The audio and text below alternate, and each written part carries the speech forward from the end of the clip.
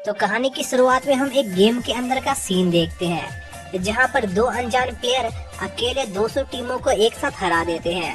और पूरी दुनिया उन्हें ब्लैंक के नाम से जानती है, क्योंकि उन दोनों प्लेयर की आईडी पूरी तरह से खाली थी। तभी हम उन दोनों प्लेयर को देखते हैं जो असल में भाई बहन थे, लेकिन कम एज होने के बावजूद भी वो दोनों सभी प्रकार के गेम में बहुत ही ज्यादा माहिर थे, क्योंकि उन दोनों को गेम खेलना बहुत ही ज्यादा पसंद था। तभी उन दोनों को किसी अनजान आदमी का मैसेज आता है, जो ये जानता था कि ब्लैंक एक भाई बहन की जोड़ी है, जो देखकर सीरो बहुत हैरान होता है, क्योंकि उसने इस सच्चाई को हर जगह से छुपा कर रखा था। जिसके बाद वो आदमी सीरो और सोरा को एक चेस मैच के लिए चैलेंज करता है, जिस पर वो दोनों मान जाते हैं और बहुत देर बाद वो दोनों किसी तरह उस आदमी से वो मैच जीत जाते हैं। तभी वो आदमी सीरो और सूरा को एक ऐसी जगह के बारे में बताता है जहाँ पर बहुत सारे बड़े बड़े प्लेयर्स गेम खेलते हैं और जीतने पर वो मनचाही चीज मांग सकते हैं, जिस पर सीरो और सोरा उस जगह पर जाने के बारे में सोचने लगते हैं, जो देखकर वो आदमी वहाँ के मॉनिटर से बाहर आ जाता है और सीरो और सोरा को एक अलग दुनिया में खींच लेता है, जहाँ पर वो दोनों बहुत ही ऊंचाई से नीचे गिरने लग जाते हैं। जिसके बाद वो आदमी अपने आप को सीरो और सोरा से इंट्रोड्यूस कराता है और उस आदमी का नाम टेड था, जो कि उस दुनिया का एक गॉड था। और साथ ही वो आदमी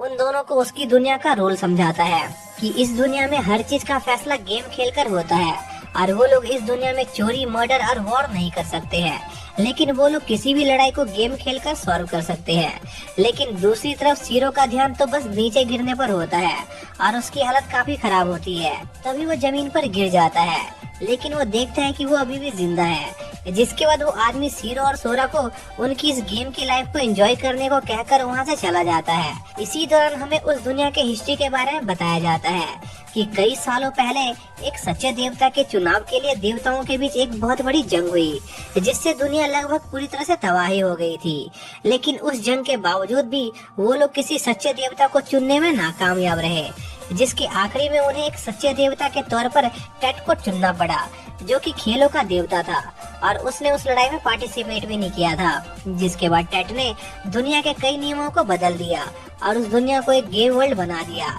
इसी दौरान हम सीरो और सोरा को देखते हैं, जहां पर उन दोनों ने कुछ लुटेरों को एक गेम में हरा दिया था और वो दोनों उन लुटेरों का सारा सामान लेकर वहां से चले जाते हैं और एक जगह पर पहुंचते हैं जहां पर बहुत सारे प्लेयर्स थे। तभी सीरो देखता है कि उसकी सिस्टर को भूख लगी है, लेकिन उनके पास पैसे नहीं थे। जिस पर सीरो वहां मौजूद एक लड़की को एक गेम के लिए चैलेंज करता है और उस लड़की को उसके पूरे पैसे दाव पर लगाने को कहता है, जिस पर वो लड़की मना कर देती है, क्योंकि सीरो के पास दाव पर लगाने के लिए कुछ नहीं था। जिस पर सीरो खुद को और अपनी बहन को दाव पर लगा देता है, जो देखकर वो लड़की थोड़ी खुश हो जाती है, क्योंकि वो सीरो को एक बच्चा समझ रही थी। जिसके बाद उनका मैच शुरू होता है और वो दोनों अपने अपने पत्ते बांटने लगते हैं और इसी बीच हम देखते हैं कि वो लड़की और सीरो दोनों उस गेम में चीटिंग कर रहे हैं। जिसके बाद वो लड़की पूरे कॉन्फिडेंस के साथ अपने कार्ड शो करती है और उसे लग रहा था कि वो मैच जीत गई, लेकिन तभी सीरो अपने कार्ड शो करता है और सीरो के कार्ड बहुत ही ज्यादा हाई लेवल के थे,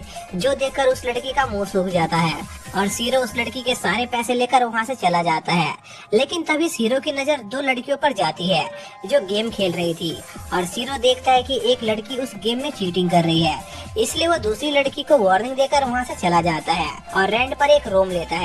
जिसके बाद सीरो अपने रूम में सोचने लग जाता है कि उसे इस दुनिया में रहना चाहिए या फिर अपनी दुनिया में वापस लौटने का रास्ता ढूंढना चाहिए, और बहुत सोचने के बाद वो उसी दुनिया में रहने का फैसला करता है। तभी सीरो के पास वो लड़की आती है जिसे सीरो ने बताया था कि उसकी ओपोनेंट चीटिंग कर रही है और वो वहाँ पर सीरो को डांट रही होती है, क्योंकि उसने उसे यह नहीं बताया था कि वो दूसरी लड़की कैसे चीटिंग कर रही थी। जो सुनकर सीरो और उसकी बहन को लगता है कि ये लड़की बेवजह उन्हें सुना रही है, जबकि उसमें सारी गलती उस लड़की की थी, क्योंकि वो बहुत ही बड़ी बेवकूफ है। इसलिए सीरो उस लड़की की इंसल्ट करता है और उसे कहता है कि वो अपने बेअकल दादा की बेवकूफ पोती है। जो सुनकर उस लड़की को गुस्सा आ जाता है और वो सीरो से कहती है कि वो उसके बारे में कुछ भी बोल सकता है, लेकिन वो अपने ग्रैंडफादर के बारे में कोई बुरी बात नहीं सुनेगी। लेकिन सीरो को उस लड़की की बात से कोई फर्क नहीं पड़ता और वो एक बार फिर से उस लड़की के ग्रैंडफादर को बेअकल कह देता है, जिस पर वो लड़की सीरो को मारने वाली होती है। लेकिन तभी सीरो उस लड़की को उसके साथ एक गेम खेलने को कहता है, जिसमें सीरो उस लड़की को उसके साथ रॉक पेपर सीजर खेलने को कहता है और उस लड़की को चैलेंज करता है कि वो उस जैसी बेवकूफ लड़की को सिर्फ पेपर का इस्तेमाल करके हरा सकता है। जो सुनकर उस लड़की की जल जाती है और वो सीरो के साथ वो मैच खेलने को तैयार हो जाती है और सीरो को उनके दाव के बारे में बताने को कहती है, जिस पर सीरो कहता है कि अगर वो पेपर का इस्तेमाल करके उसे हरा देगा तो उस लड़की को उसका गुलाम बनना होगा, और अगर सीरो गलती से रॉक या सीजर से वो मैच जीत गया तब उस लड़की को उसकी सिर्फ एक बात माननी पड़ेगी, और अगर वो लड़की वो मैच जीत गई तो सीरो और उसकी सिस्टर उस लड़की को पूरी लाइफ सर्व करेंगे।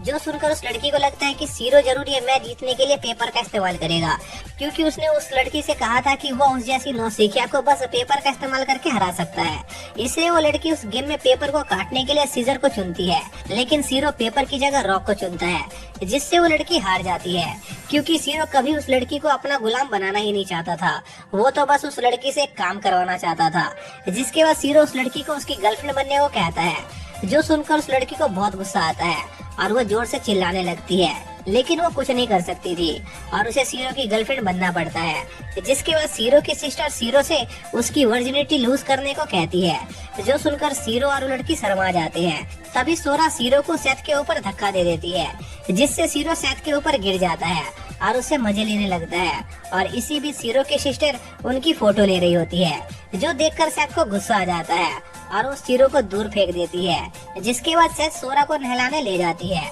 और सीरो वॉशरूम के साइड में बैठा होता है, जिस पर सेथ सीरो से वहां से जाने को कहती है, जिस पर सीरो कहता है कि वो अपनी बहन से ज्यादा दूर नहीं जा सकता है, इसलिए वो यहाँ पर बैठा है। जो सुनकर सेथ सोचती है कि ये दोनों भाई बहन कितने अजीब हैं। तभी सीरो का मन सेथ को नंगा देखने को करता है और वो अपने मोबाइल का वीडियो ऑन करके सेथ की तरफ फेंकता है और सेथ से कहता है कि उसका फोन गलती से उसके हाथ से फिसल गया, इसलिए वो सेथ से वो फोन वापस उसकी तरफ फेंकने को कहता है। जिस पर सेथ सीरो को वो फोन देने वाली होती है, लेकिन तभी सोरा सीरो का प्लान समझ जाती है और वो वीडियो डिलीट कर देती है। जिसके बाद सीरो सेथ से इस दुनिया के बारे में पूछता है, जिस पर सेथ सीरो को बताती है कि इस दुनिया में कई प्रजातियां रहती है और उनमें से सबसे कमजोर प्रजाति सेथ की होती है, क्योंकि वो ना तो मैजिक कर सकते थे और ना तो वो दिमाग से तेज थे, जिस वजह से वो कोई भी गेम नहीं जीत पाते। और साथ ही सेथ सीरो को बताती है कि बहुत पहले उसके ग्रैंडफादर के पास बहुत सारी जमीन थी, लेकिन वो धीरे धीरे बहुत जमीन हार गए और उनकी मौत के बाद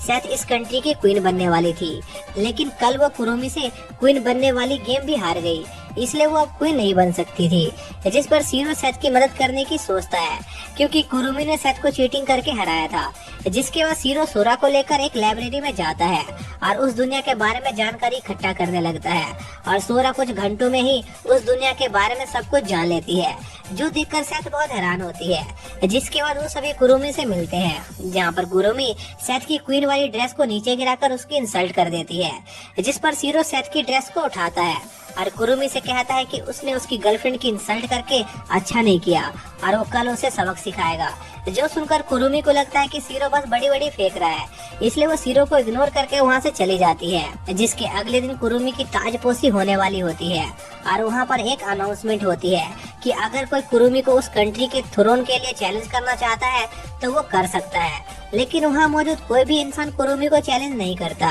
और कुरुमी की ताजपोशी होने वाली होती है। लेकिन तभी सीरो उन सभी को रोकता है और कुरुमी को उसके साथ एक गेम खेलने को कहता है, लेकिन कुरुमी सीरो के चैलेंज को एक्सेप्ट करने से मना कर देती है, क्योंकि वो उसका ओपोनेंट बनने के लायक नहीं था। तभी सीरो वहाँ मौजूद सभी लोगों को बताता है कि कुरुमी ने अपने सारे मैचेस चीटिंग करके जीते हैं, क्योंकि उसकी एक एल्फ साथी थी जो कुरुमी के कार्ड्स को मैजिक से बदल देती थी, और वो प्रूफ के तौर पर वहाँ मौजूद उस एल्फ का मुखौटा हटवा देता है और उस एल्फ को वहाँ देखकर सभी लोग समझ जाते हैं कि सीरो ठीक कह रहा है। जिस पर कुरुमी उस एल्फ को अपना साथी मानने से मना कर देती है और सभी लोगों को यकीन दिलाने के लिए कि उसने किसी भी गेम में चीटिंग नहीं की है, सीरो के चैलेंज को एक्सेप्ट कर लेती है। जिसके बाद वो सभी वहाँ से चले जाते हैं। तभी हम सीरो को देखते हैं जो अपने गेम के प्लान के बारे में सोच रहा होता है और दूसरी तरफ कुरुमी भी उस एल्फ के साथ वो गेम जीतने के लिए नया प्लान बना रही होती है। जिसके बाद वो सभी गेम वाली जगह पर पहुंच जाते हैं, जहां पर कुरुमी सीरो को एक चेस गेम खेलने के लिए चैलेंज करती है। लेकिन उस चेस की एक खास बात होती है कि उस चेस के प्लेयर्स के पास अपनी फीलिंग्स होती है, जो देखकर सीरो कुरुमी से कहता है कि इस गेम को सीरो अपनी बहन के साथ मिलकर खेलेगा, क्योंकि वो और उसकी सिस्टर सभी गेम साथ में खेलते हैं। जो सुनकर कुरुमी मान जाती है, क्योंकि उसे लग रहा था कि सीरो अपनी बहन के साथ मिलकर भी उसे नहीं हरा पाएगा, क्योंकि उसने अपने चेस के प्लेयर्स पर कोई मैजिक यूज किया था। जिसके बाद मैच स्टार्ट होता है और सोरा अपने एक प्यादे को आगे बढ़ने को कहती है, जिस पर सोरा का प्यादा आगे बढ़ता है। तभी कुरुमी भी अपने प्यादे को आगे बढ़ने को कहती है, जिस पर कुरुमी का प्यादा 3 कदम आगे बढ़ जाता है, जो कि चेस के रूल्स के खिलाफ था। जिस पर कुरुमी कहती है कि इस चेस के सिपाहियों में अपनी फीलिंग्स है, इसलिए वो अपनी मर्जी से आगे बढ़ते हैं, जो देखकर सीरो बहुत हैरान होता है। जिसके बाद उनका गेम धीरे धीरे आगे बढ़ता है। तभी सोरा अपने एक सिपाही को जानबूझकर मरवाने के लिए आगे बढ़ने को कहती है, लेकिन वो सिपाही आगे नहीं बढ़ रहा होता, क्योंकि उस सिपाही की फटी पड़ी थी, क्योंकि वो जानता था कि अगर वो आगे जाएगा तो मारा जाएगा। जो देखकर सोरा घबरा जाती है और गलत चाल चल देती है, जिस वजह से सोरा का एक सिपाही मारा जाता है। और धीरे धीरे कुरुमी सोरा के सभी सिपाहियों को मारने लग जाती है, जिससे सोरा के सिपाहियों में डर का माहौल बन जाता है, जो देखकर सोरा रोने लग जाती है। जिस पर सीरो खुद उस मैच को संभालने बीच में आता है और अपने सिपाहियों को एक बहुत लंबा भाषण देता है और उनका हौसला बढ़ाता है, जिससे सीरो के सिपाहियों को बाहुबली मूवी का वो सीन याद आ जाता है और वो जोश से भर जाते हैं और उड़ उड़ के कुरुमी के सभी सिपाहियों को मारने लग जाते हैं। जिस पर कुरुमी सीरो से कहती है कि तुम्हारे सिपाही मेरी चाल काट रहे हैं। जिस पर सीरो कुरुमी से कहता है कि इन सिपाहियों की अपनी मर्जी है, इसलिए वो जो चाहेंगे वो करेंगे। और धीरे धीरे सीरो के सिपाही कुरुमी के सिपाहियों की हालत खस्ती कर देते हैं। जिस पर कुरुमी अपना हुक्म का इक्का क्वीन को मैदान में उतारती है और क्वीन की खूबसूरती देखकर धीरे धीरे सीरो के सभी सिपाही उस क्वीन की साइड हो जाते हैं, जो देखकर सीरो की हालत बहुत खराब हो जाती है और उसे समझ नहीं आ रहा होता है कि आखिर वो करे तो करे क्या। तभी कुरुमी की क्वीन सीरो के किंग को मारने वाली होती है, जिस पर सीरो खुद उस क्वीन के सामने आ जाता है और उससे कहता है कि देखो तुम्हारा किंग कितना बड़ा हरामी है, जो खुद पीछे रहकर तुम्हारी जैसी खूबसूरत लेडी को लड़ाई करने दे रहा है। और अगर मैं तुम्हारा राजा होता तो मैं तुम्हें फूलों से भरे बेड पर सुला कर रखता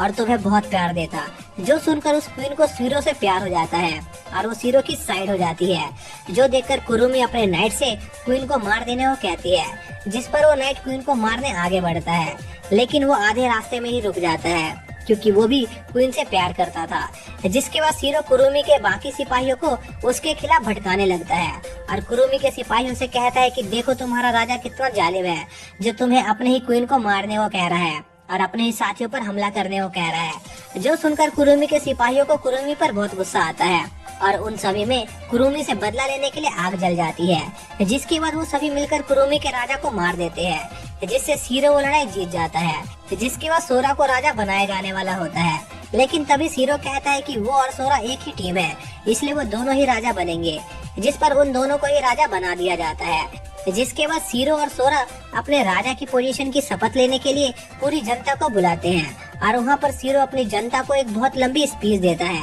और उनसे कहता है कि अभी हमारी हालत बहुत खराब है, क्योंकि दूसरी जातियों ने हमें कई बार हराया है और हमारी जमीनों पर कब्जा कर लिया है, लेकिन हम इंसान किसी से कमजोर नहीं है। इसलिए सीरो बाकी जातियों के खिलाफ वॉर छेड़ने का फैसला करता है, जिससे वो अपनी सारी जमीन वापस हासिल कर सके। जो सुनकर सीरो की पूरी जनता जोश से भर जाती है। जिसके बाद सैथ सीरो से कहती है कि अगर उसने दूसरी जातियों से पंगा लिया तो वो लोग इस शहर को भी हार जाएंगे। जिस पर सीरो सैथ को इस चीज की फिक्र न करने को कहता है, क्योंकि उसके पास एक प्लान था। जिसके बाद सीरो अपने रूम में होता है, तभी वहाँ पर वही गॉड आता है, जो सीरो की बहुत तारीफ करता है, क्योंकि सीरो बहुत ही जल्दी आगे बढ़ रहा था। जिसके बाद टेड सीरो से कहता है कि वो भी इस दुनिया का गॉड बन सकता है, लेकिन गॉड को चैलेंज करने के लिए सीरो को सबसे पहले सभी 16 जातियों के लीडर को हराना होगा। जो सुनकर सीरो टेड से कहता है कि एक दिन वो उसे चैलेंज जरूर करेगा और उसे हराकर खुद इस दुनिया का गॉड बनेगा। जो सुनकर टेड भी खुश हो जाता है, क्योंकि वो खुद उन दोनों से अपनी पिछली चेस की हार का बदला लेना चाहता था। जिसके बाद टेड वहाँ से चला जाता है और इसी के साथ ये पार्ट यहीं पर खत्म हो जाता है।